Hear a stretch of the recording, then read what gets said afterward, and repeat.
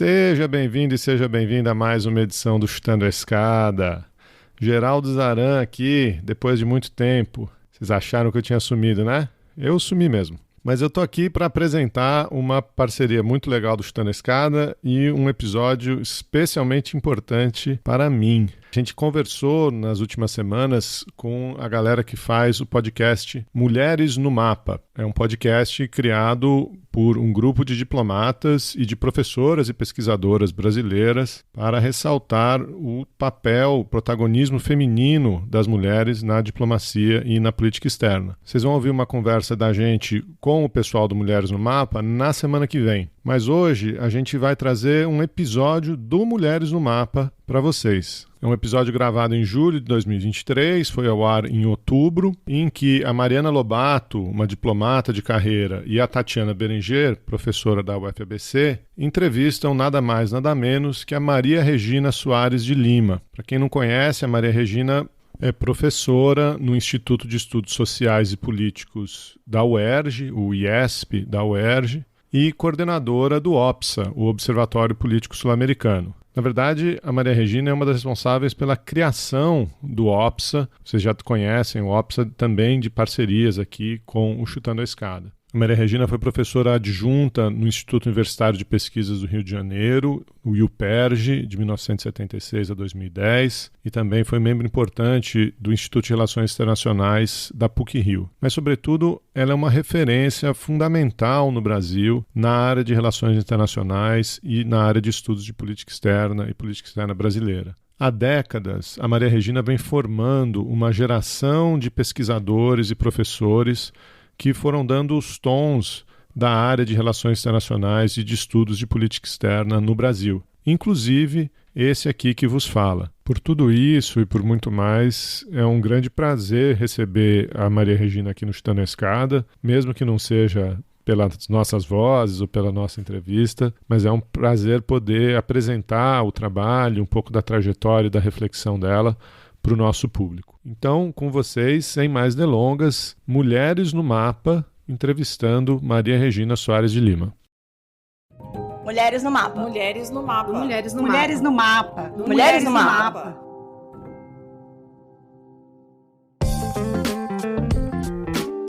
Você está ouvindo Mulheres no Mapa, um podcast com mulheres que pensam e fazem a política externa brasileira.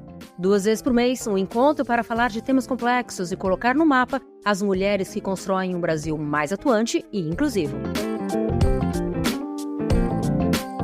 Bem-vindas todas, todes e todos. Está começando mais um episódio do Mulheres no Mapa. Podcast em que você escuta mulheres analisando a política externa e o papel do Brasil no mundo. O episódio de hoje é comandado por mim, Tatiana Berenger, professora da Universidade Federal do ABC e especialista em política externa, com diversas publicações na área. E por mim, Mariana Lobato, eu sou diplomata de carreira, estou há 16 anos em Itamaraty, com passagens pelo Oriente Médio, Estados Unidos e a Bolívia.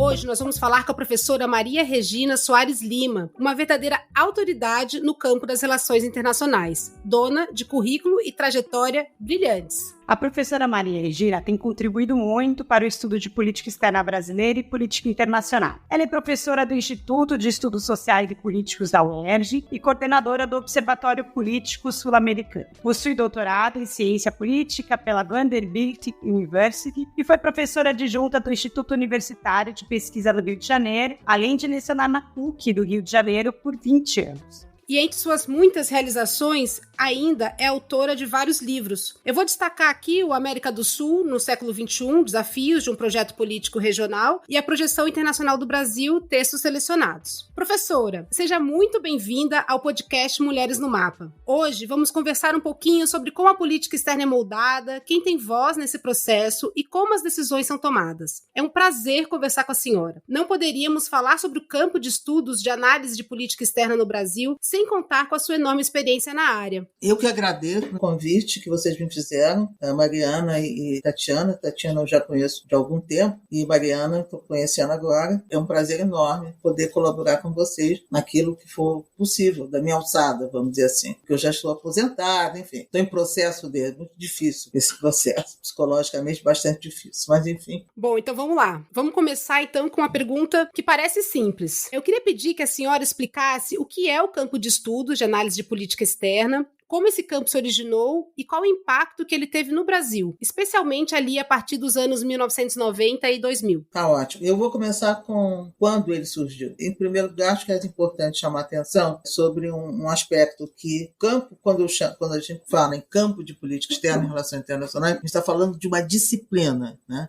institucionalizada, com carreiras, etc. Então, na verdade, o campo ele vai surgir quando surgem os programas de pós-graduação e a criação da ANPOX, que é a Associação Brasileira de Ciências Sociais. Isso foi no final dos anos 70 e início dos 80. Por que é tardio? Porque outros campos disciplinares, estou falando das ciências sociais, que é a minha área. A ANPOX é uma associação de ciências sociais. Tanto a ciência política quanto a sociologia surgem antes no Brasil.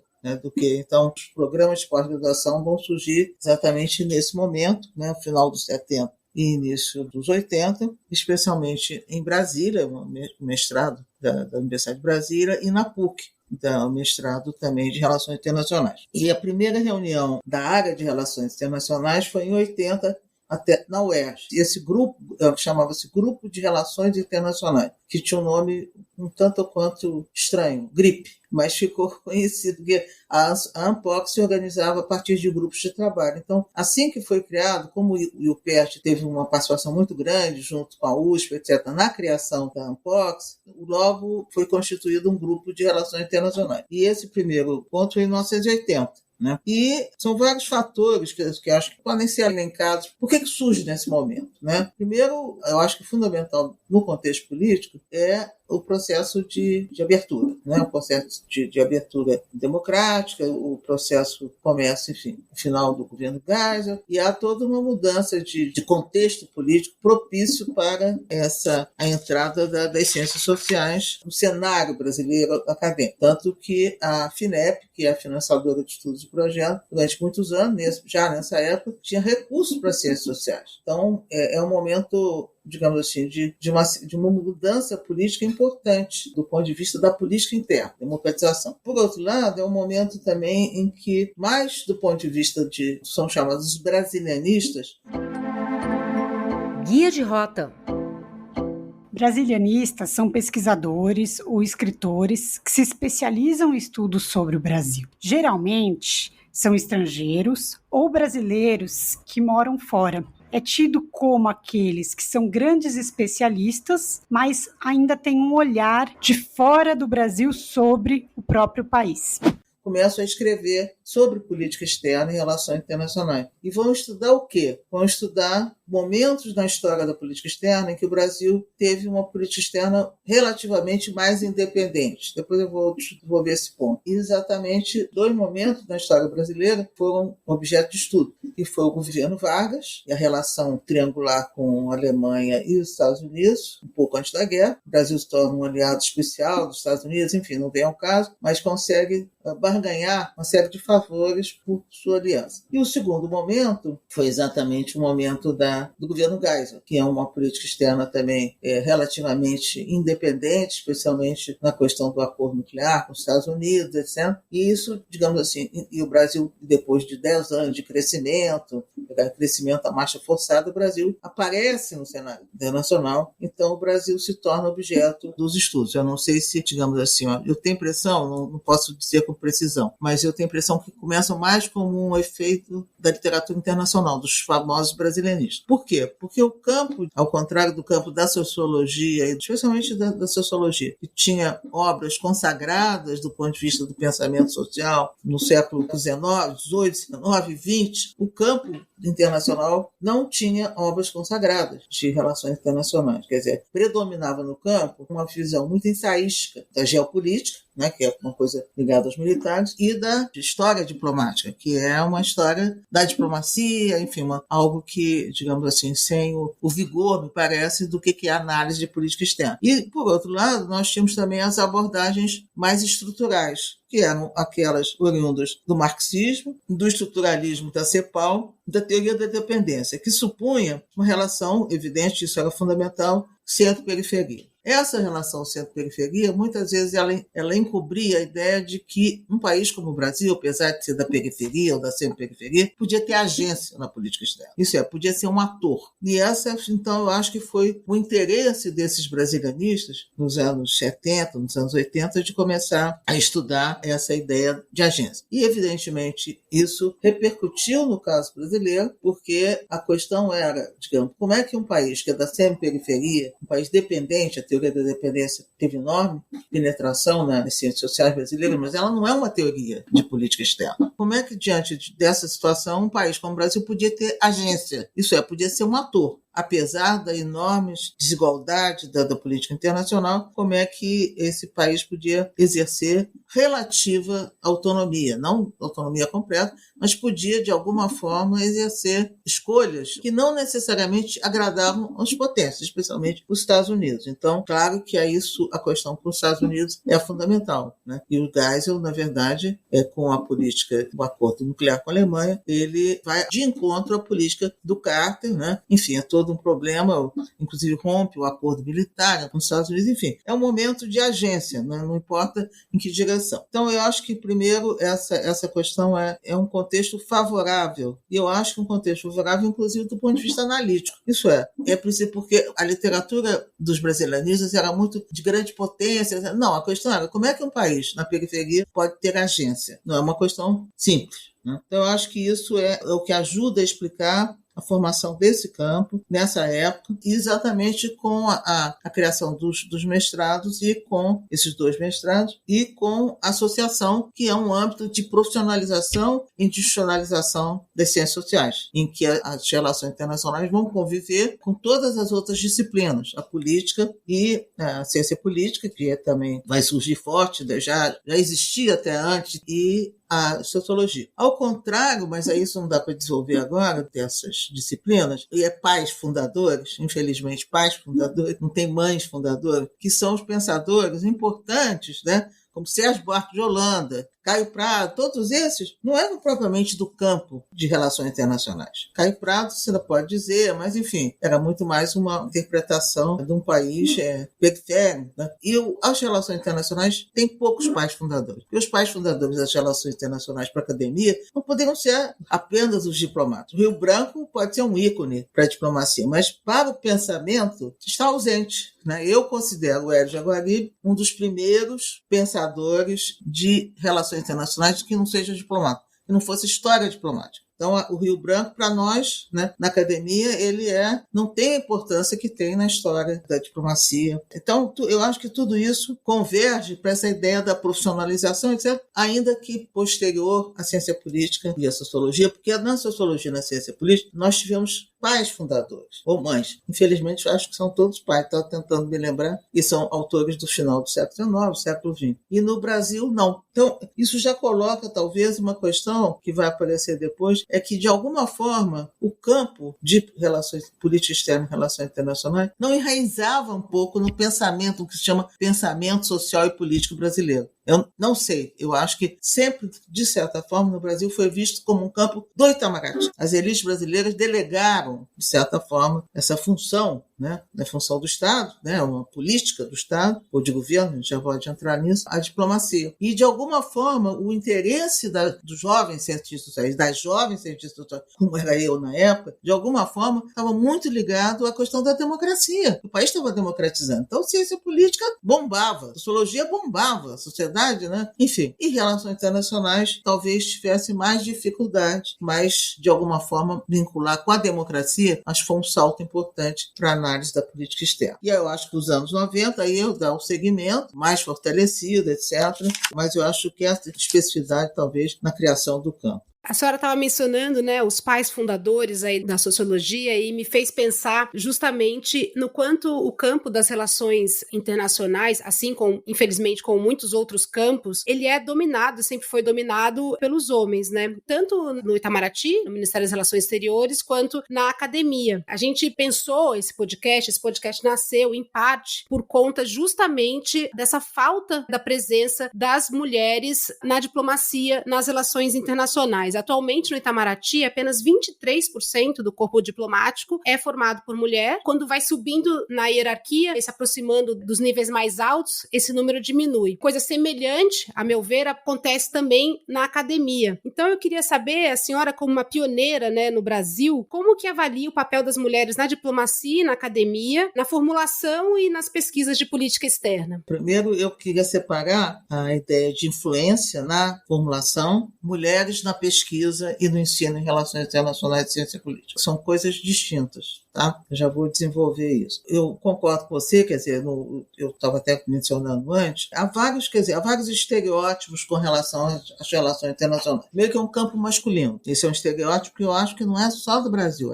Aí eu acho que teria de estudar, mas como o Brasil talvez tenha algumas especificidades, inclusive um relativo insulamento do Itamaraty com relação, digamos, à sociedade do Brasil, como os Estados Unidos, o Brasil é um país muito grande. Países grandes, continentais, tendem a ser voltados para dentro. Se importa um pouco com... É diferente no caso dos Estados Unidos. Os Estados Unidos é um país absolutamente paroquial, desse ponto de vista. Enfim, não vou entrar nesse tema, mas o Brasil é um país, tem esse aspecto, em que política externa, de alguma forma, sempre, de certa forma, foi delegado a quem, enfim, do ponto de vista constitucional, quem faz a política externa é o presidente. Digamos assim, se ele chama um político de um partido durante 45, a República de 47, você tinha muitos políticos que foram ministros. Ele está delegando de alguma forma. A República de 47 tem vários ministros que eram civis, né? Como os diplomatas costumam dizer, quer dizer, fora da carreira. E ele está delegando. Mas, durante o governo militar, por exemplo, os ministros foram praticamente todos na carreira. E aí, evidentemente, esse ministro tem autonomia,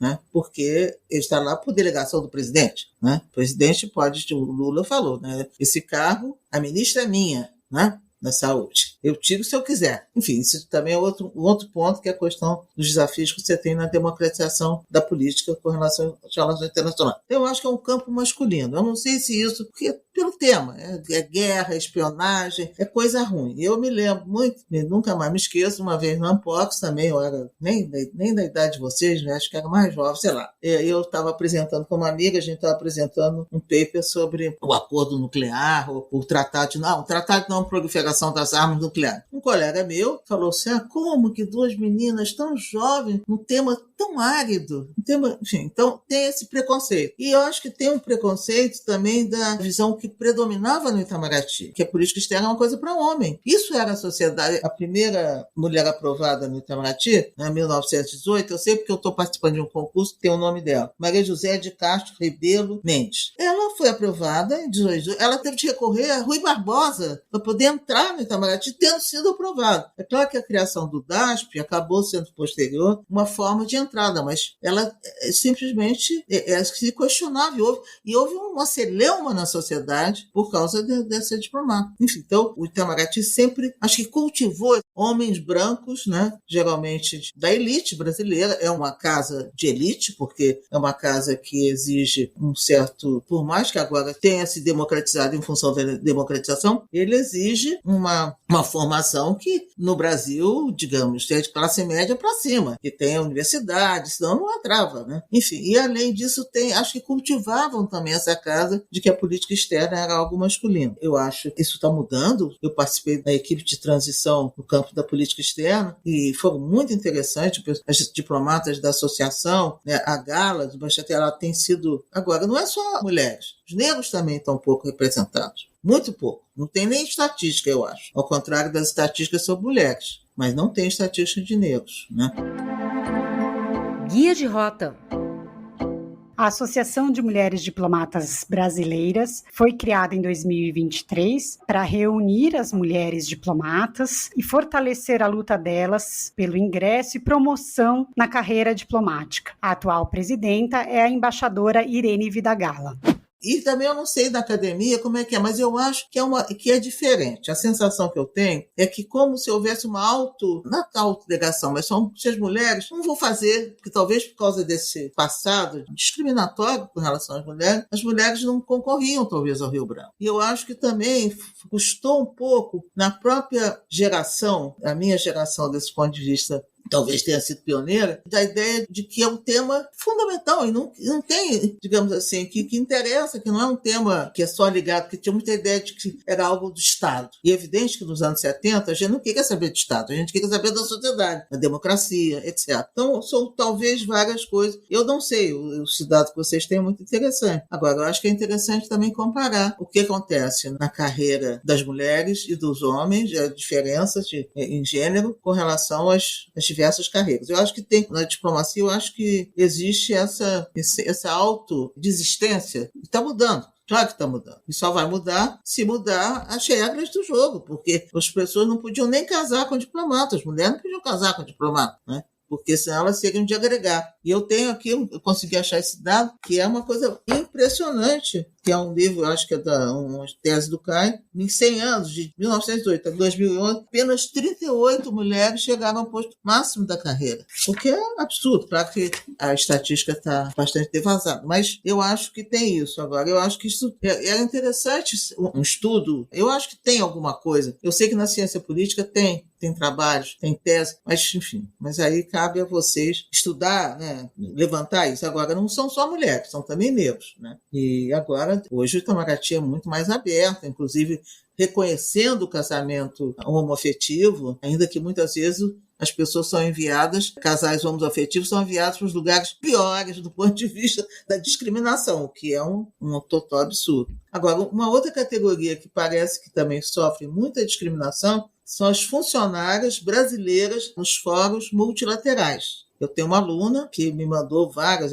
elas têm uma espécie de uma coisa informal, elas são discriminadas pelas mulheres do norte, que tendem a pegar os melhores lugares, e elas são um pouco uma camada esquecida, porque elas não são diplomatas, eu tenho a impressão que não são diplomatas. E o Brasil participa de muitas relações multilaterais, mas essa é uma camada esquecida. Agora, isso é, digamos, presença, representação. Existe uma subrepresentação. A outra questão que eu acho que é distinta é formulação da política externa. Aí homens, mulheres e negros não participam da formulação. O processo decisório da política externa ainda é bastante concentrado. Então é bom separar a representação ou subrepresentação e participação na formulação. É um ministério muito fechado.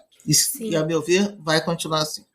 Quer dizer, apesar de toda... Estamos no esforço aí. Eu participei da criação do Compep e fiquei muito, em 2013, e fiquei muito desanimada com relação... Mas tudo bem. Eu soube que as minhas jovens companheiras estão nessa luta e eu acho que é importante. Eu queria até corroborar com a senhora nessa questão de que a formulação de política externa é vista, né, o envolvimento com as questões de política externa é vista como uma coisa masculina, porque mesmo dentro do Itamaraty, mesmo havendo 23% de mulheres, que já é um número baixo, quando se vê a divisão dessas mulheres nas diferentes atividades que o Itamaraty tem, isso fica muito claro. A maioria das mulheres é enviada, por exemplo, para temas de consular, cerimonial e administração, enquanto os homens são enviados para as principais embaixadas, onde, teoricamente, se tem muito mais participação na formulação de política externa, né, de política internacional e de atuação também. E daí, falando no Itamaraty, onde eu vivo por já alguns anos, eu queria fazer uma outra pergunta para a senhora. No Ministério das Relações Exteriores, se tem, né, duas premissas básicas que eu escuto desde que eu estava me preparando para a carreira diplomática, segui escutando na formação do Rio Branco, e é uma coisa que acompanha os diplomatas ao longo de toda a vida, que são justamente essas ideias que a senhora mencionou rapidamente na resposta à outra questão, que é que o Itamaraty faz política de Estado e não de governo, e que uma das principais características da política externa brasileira é a busca pela autonomia e o pragmatismo, né? E a senhora, em alguns artigos e em livros, questiona essas duas premissas. Então, eu queria que você pudesse nos explicar um pouquinho essa visão e tentar dizer como você vê o papel do Itamaraty, aí sim, na formulação e execução da política externa, que a senhora já deu aí um gostinho. Claro, com muito prazer.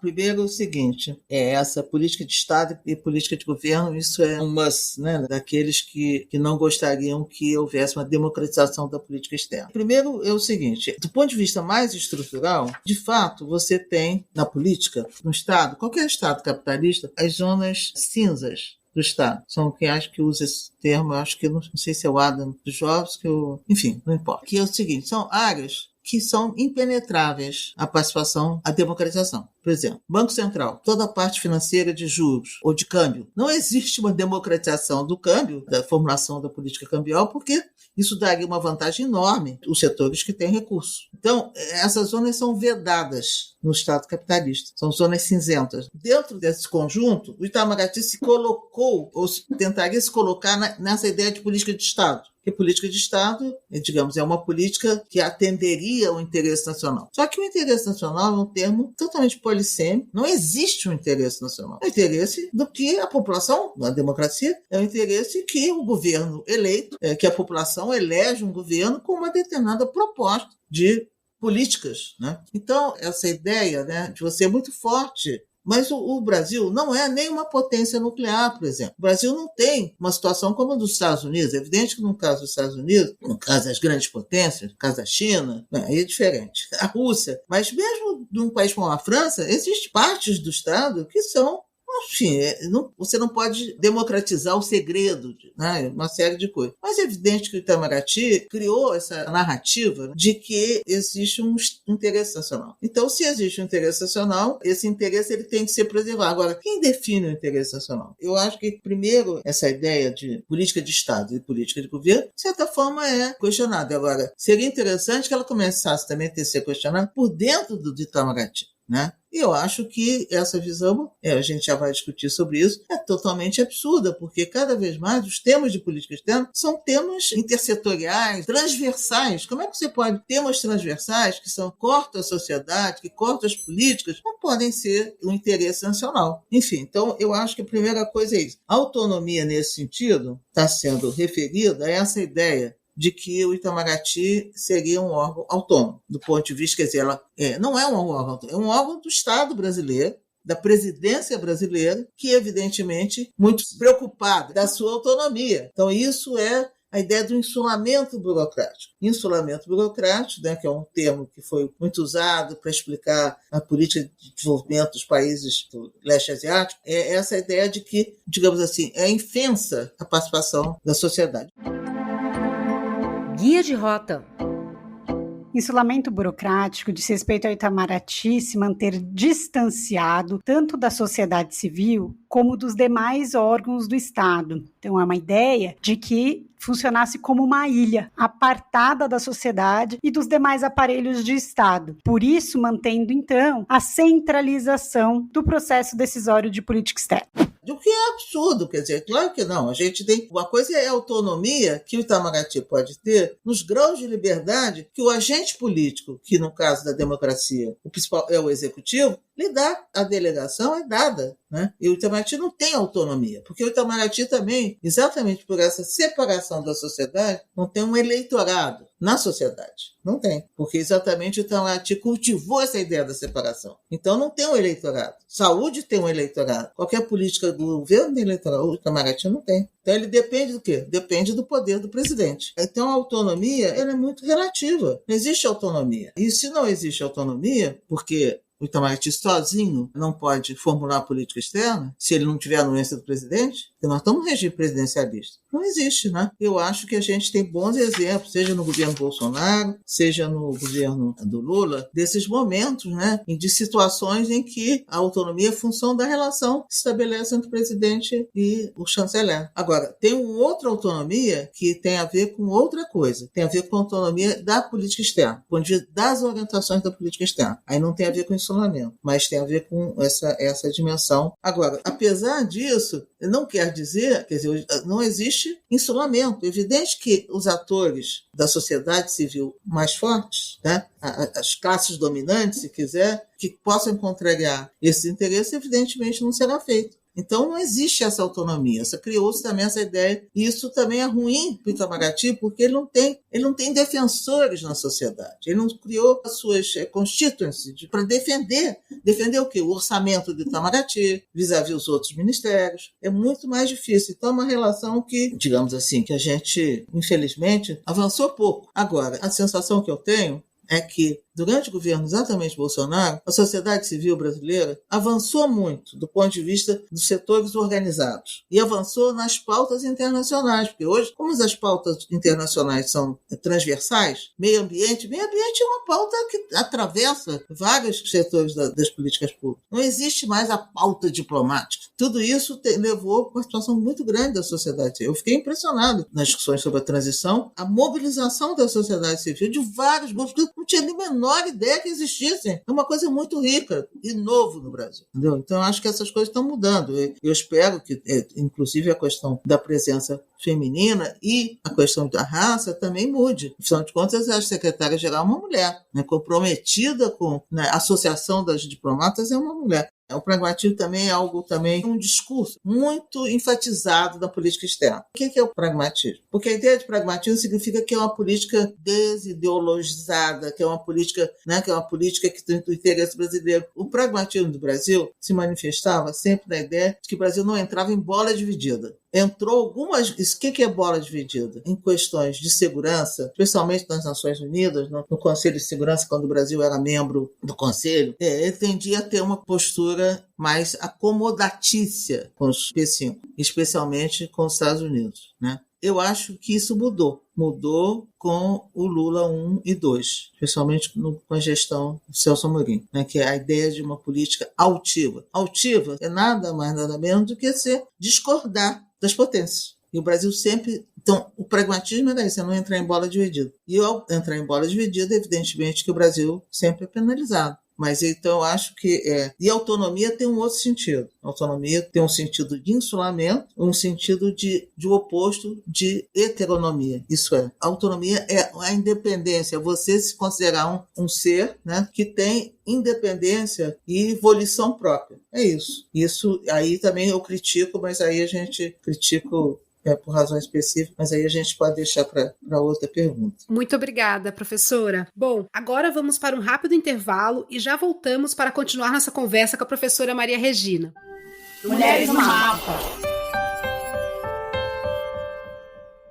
Estamos de volta com a professora Maria Regina. Muito instigante, interessante essa nossa conversa. Queria pegar um gancho, professora, onde a senhora já mencionou sobre o Itamaraty não ter a centralidade do processo decisório. A senhora e muitos pesquisadores do Rio de Janeiro, ligados ao grupo do IESP e de várias outras universidades, defendem que a política externa deve ser tratada como uma política pública, que por isso ela estaria colocada aos conflitos e dinâmicas políticas e sociais. E que a senhora explicasse um pouquinho mais o que significa considerar a política externa como política pública. É claro que é uma política pública, é uma política de Estado. As políticas de Estado são todas políticas públicas. O que está por trás disso é a ideia de que as orientações da política externa não são permanentes. E sim, elas podem mudar de acordo com o governo que estiver democraticamente sido eleito. Até que ponto, quer dizer, eu acho que isso é a primeira observação, de que é claro que existem certas questões de política externa que têm uma certa permanência. É um tratado, enfim. Mas os tratados podem ser também denunciados, né? O Bolsonaro saiu da Unasul sem denunciar o tratado, simplesmente saiu. Enfim, mas há um custo muito grande. E o Brasil tem uma certa tradição, porque o Brasil é um país que tem uma diplomacia profissional. E a diplomacia profissional sabe fazer isso. Ela sabe construir o passado, uma narrativa do passado, sempre chamando a atenção da continuidade. É por isso que o governo, a política externa do governo Bolsonaro foi esse susto, essa ruptura, enfim, usar as palavras mais... Por quê? Porque o Bolsonaro disse, olha, tô nem aí, eu vou fazer a política externa que eu quiser. Bolsonaro, quer dizer, que ele achava que tinha... O que ele fez? Colocou um diplomata absolutamente medíocre como ministro, altamente influenciado pelas ideias de um filósofo absolutamente de extrema-direita, juntamente com seu filho, né, que tinha relações com Stephen Bannon, né, com Trump, etc., onde eles aprenderam, inclusive, o método de como Trump foi eleito, né, é muito semelhante, ninguém imaginava que Trump ia ser eleito. Enfim, então, como se o Bolsonaro... Não, então ele vai ter um poder enorme. O Bolsonaro não tinha interesse em governar.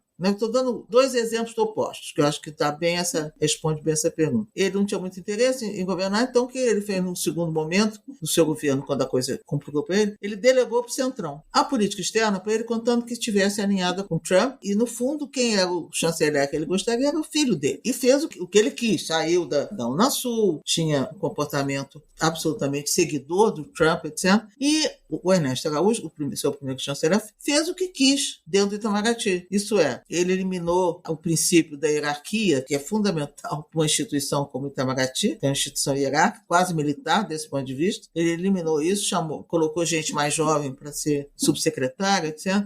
Mas ele era uma pessoa completamente sem expressão na carreira. No momento em que ele pisou na bola, acho que foi as declarações dele contra a China, e o agro todo veio em cima dele, ele caiu.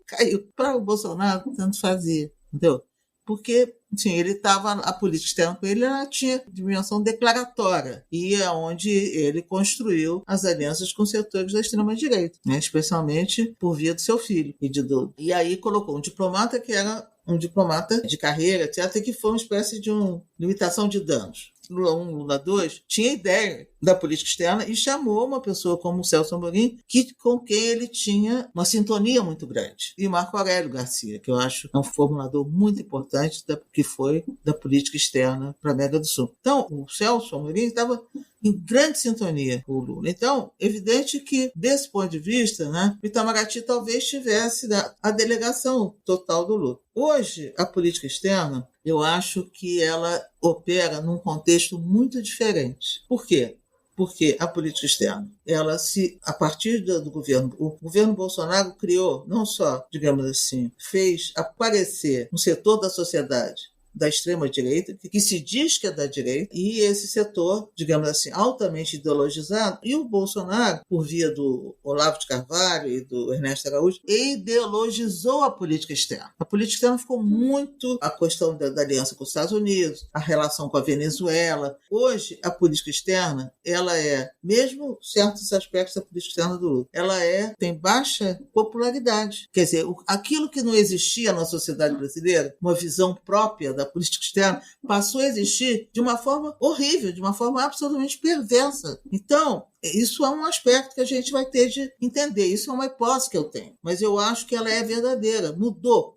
As pessoas têm medo que o Brasil se torne uma Venezuela, que o Brasil se torne um país comunista. Gente, onde é que estão com a cabeça? Isso é um sonho de uma noite de verão. Isso é uma alucinação. Mas é verdade para essas pessoas. Pós-verdade, enfim, fake news, enfim. Então, isso é um problema. Por outro lado, cada vez mais a política externa ela é muito transversal, como eu já chamei. Ela afeta diversos setores. E a sociedade brasileira, especialmente a sociedade civil organizada, ela se mobilizou muito. Uma coisa muito curiosa no governo Bolsonaro, né? Como eu disse, eu fiquei impressionado com a mobilização da sociedade civil em temas que são transversais. E hoje, por exemplo, no governo, não vou discutir, que eu não sou cientista político, mas aparentemente o tal do presidencialismo de coalizão, ele mudou um pouco de figura e está dando mais. O Lula hoje não consegue fazer, digamos, uma coalizão de governo que possa garantir os votos no Congresso. Então ele tem de negociar os votos no Congresso com o Centrão, que consegue. E isso garante o quê? Que o Congresso tenha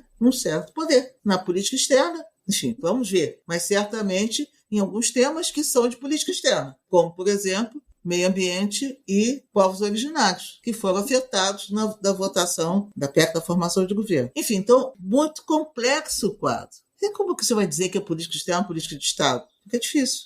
É uma política pública. Pegando o gancho nisso, professora, a senhora critica em alguns textos, um texto que eu acho brilhante até, no livro do IPEA com a FUNAG, a ideia de que a busca de autonomia na política externa, e não pensava no processo decisório, autonomia em relação aos grandes centros e aos organismos internacionais, não é uma continuidade da política externa, que ela foi uma exceção exatamente no governo Vargas, no governo da política externa independente, com Jânio Jango, Geisel e Lula. E que essa exceção, guarda aí relações com as elites brasileiras, teve impacto nas crises políticas, né? Especialmente aí citando a crise política de 64 e a de 2016. Queria que a senhora falasse um pouquinho disso, pegando esse quadro que a senhora já vem trazendo, né, sobre como pensar a Venezuela, como pensar esses elementos, a politização da política externa, a publicização, o que seria isso, qual é a relação? Politização e publicização não significa democratização, significa que o tema está na sociedade, né? Agora, eu critico porque eu acho que a questão, um pouco influenciado, um artigo até do Gelson Fonseca, ele vai retomar a ideia de autonomia, no sentido que eu acredito que é correto,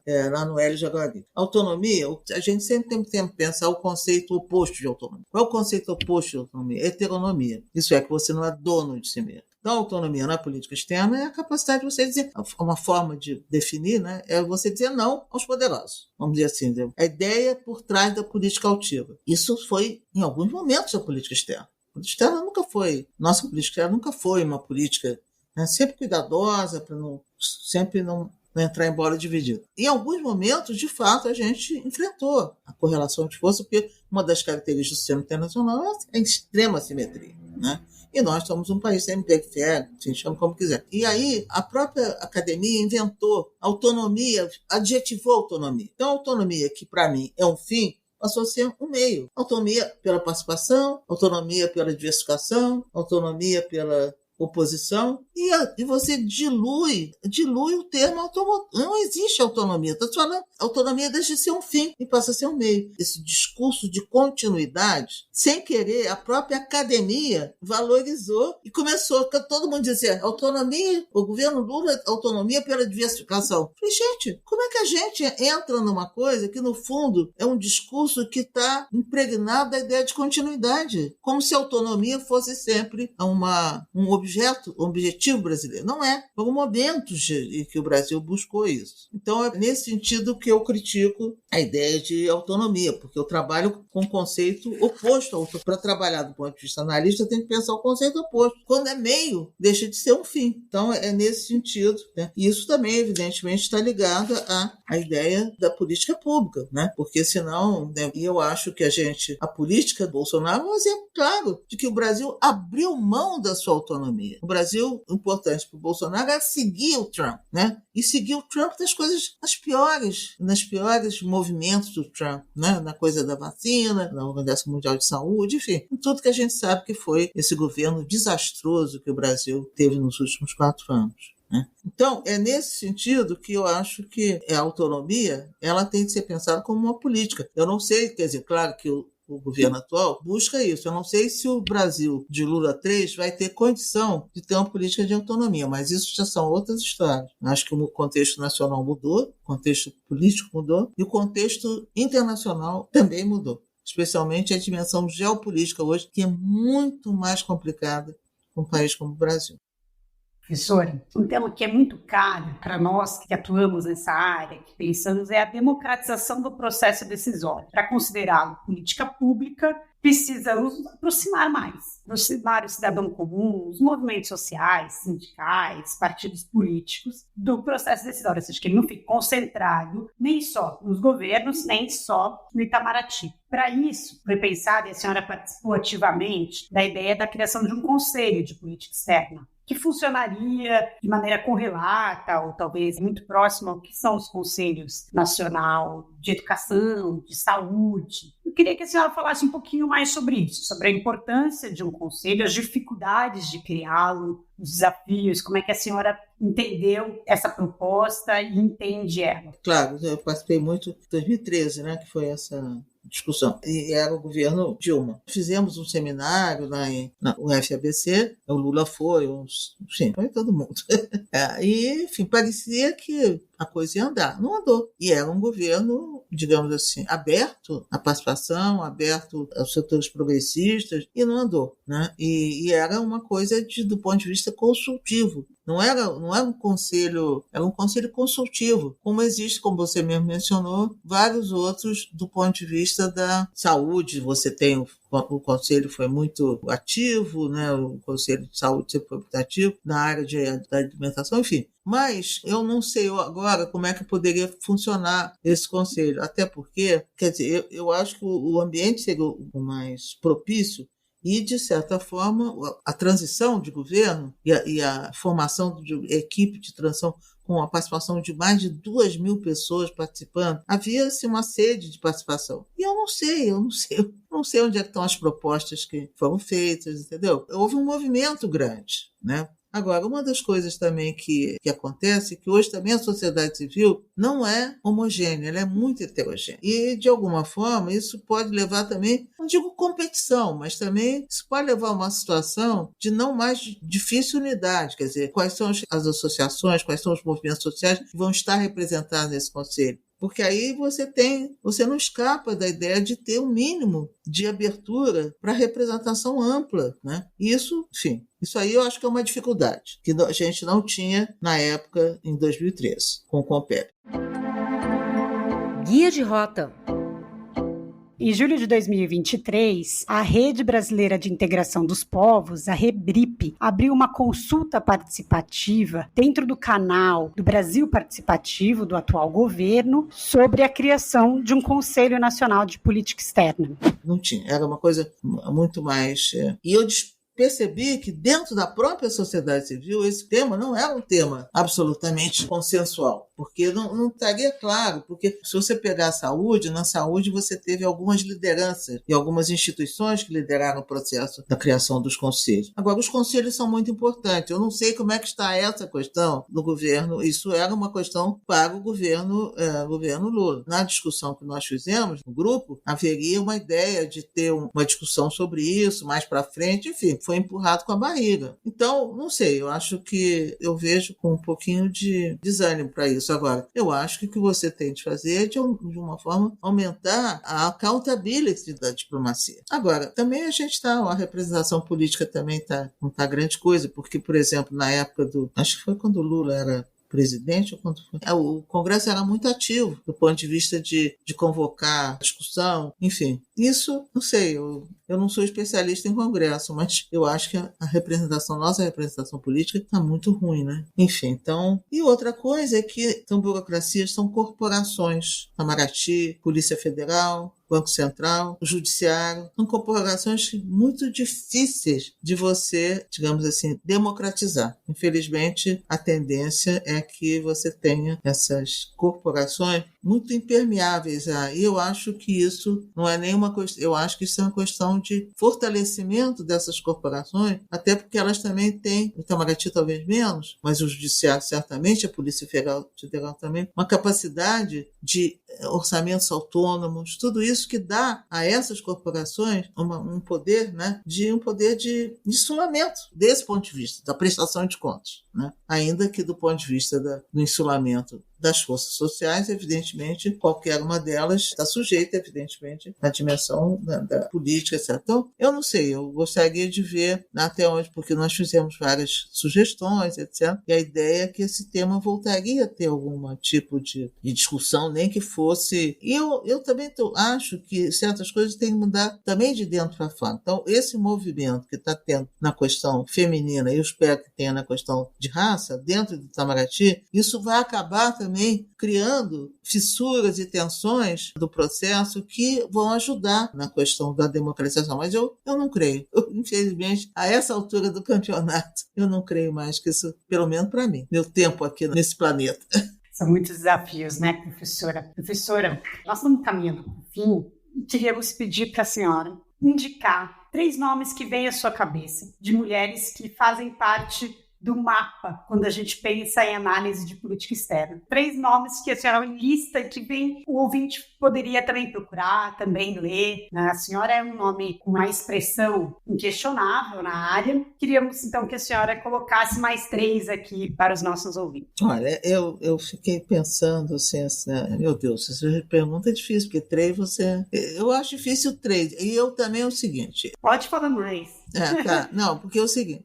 A geração mais jovem, da sua geração, por exemplo, você terminou seu doutorado quando? Desculpe, pergunta. 2014. 2014. Então, você faz parte da geração de alunos meus também que terminaram por aí, e que alguns, assim, que eu acho excepcionais, né? Que eu vejo, assim, como, digamos assim, não meus continuadores, eu não tenho essa pretensão, mas eu tenho alegria de ter ajudado a formá-los. Então, eu acho que essa nova geração de vocês, que começa, 2010, por aí, é uma geração tanto de mulheres quanto de homens, eu acho que vai renovar o campo da política externa. Então eu falo de uma geração que é depois da minha, porque na minha eu diria que tem 2 pioneiras que foram importantes, mas já morreram, que foi a Diana Camargo e a Miriam de Boero, que escreveu um livro sobre nacionalismo, é um livro importante, né? Que já morreu e foi um pouco esquecida, enfim. Agora, na minha geração, aí eu fico, digamos, eu olhei assim, eu falei, gente, está muito concentrado no Rio e São Paulo, né? Aí eu vejo, por exemplo, a Letícia Pinheiro, minha colega, né? A Mônica Hurst, né? A Miriam Saraiva, são todas aqui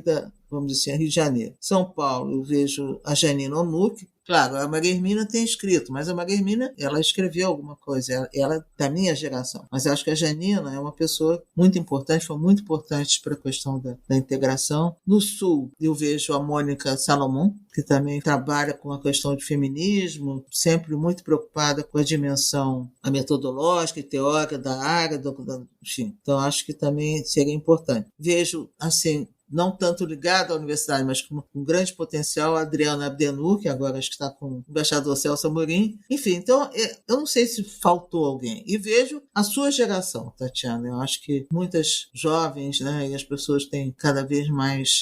E eu acho que hoje é muito diferente, né? Vocês têm, talvez, mais espaço. Não é que é mais espaço, mas eu acho, digamos, tem muitas pesquisas, muitas coisas que têm sido feitas que essa geração vai contribuir muito. Então, não sei se faltou alguém, eu fiquei pensando, falei, poxa, não tem ninguém do Nordeste, não tem a gente, né?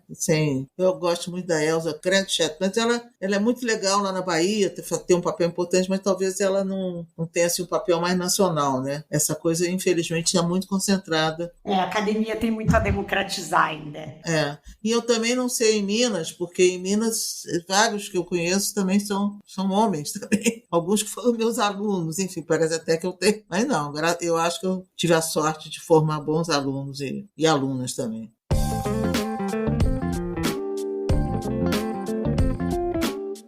Professora, eu queria agradecer pela conversa, eu aprendi muito, acredito que os nossos ouvintes também. Obrigada por ter reservado esse tempo pra gente, espero voltar a vê-la em breve. Eu que agradeço, Mariana e Tatiana, o convite. Para mim também foi ótimo, me fez pensar várias coisas, eu que agradeço a oportunidade.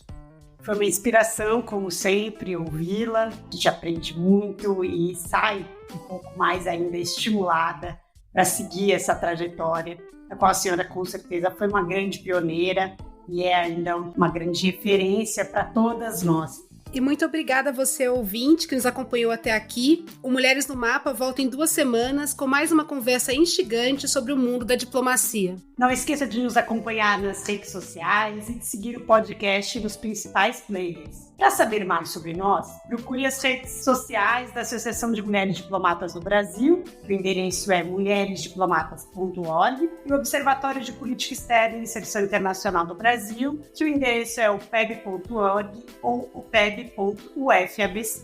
Os endereços estarão na descrição do episódio. O podcast Mulheres no Mapa é uma produção de H Studio e Headline Brasil.